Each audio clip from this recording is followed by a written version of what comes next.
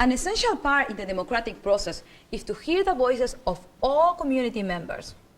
On this special election night, LNCTV decided to talk to members of the Village of Mamaroneck to hear what they want their new trustees to do for them.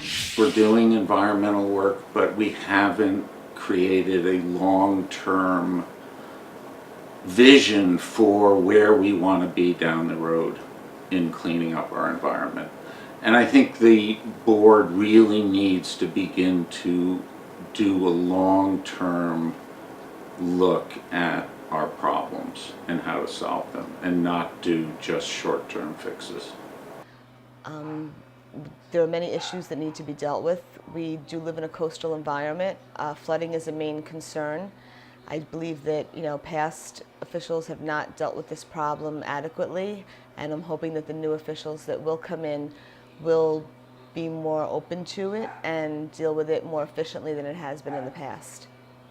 I think that this development and increase in commercial activity at all costs without thoughtful analysis or input is very dangerous. I think it's threatening the character of the community that we've got, the village being a coastal community with good residential areas, a good school system, an appropriate but not overbearing commercial center, and I think that all that is at risk with this movement. I think both parties need to take action on people themselves.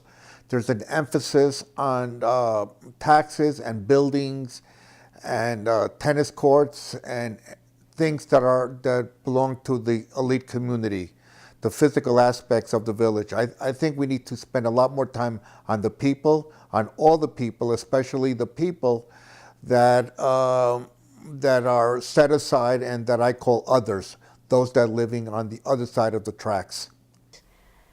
What I expect is a change in demeanor, and hopefully whoever it is that is elected will stop bickering, fighting, and focus on the issues rather than the ego tripping and backbiting that's going on.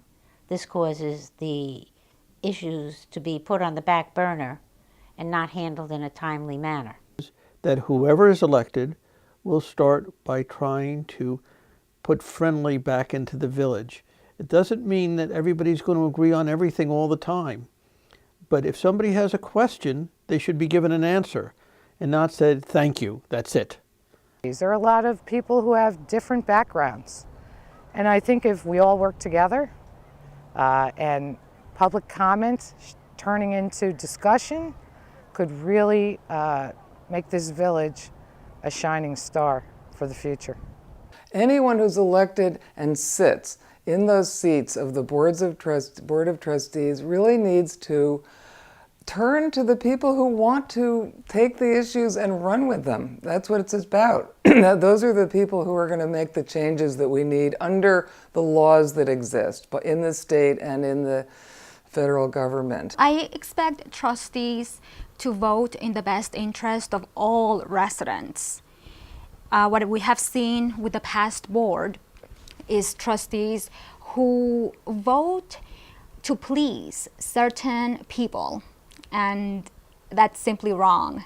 It's undemocratic. They should keep in mind that they were elected by the people and they should vote for the people. And I think what is important is that when leaders come into a position of trust, that they begin, continue, and end their tenure without a predisposition of how a certain group should fit in a community or a society. Some of the citizens we have spoken to today have stood up at this very podium to voice their opinion at several public hearings.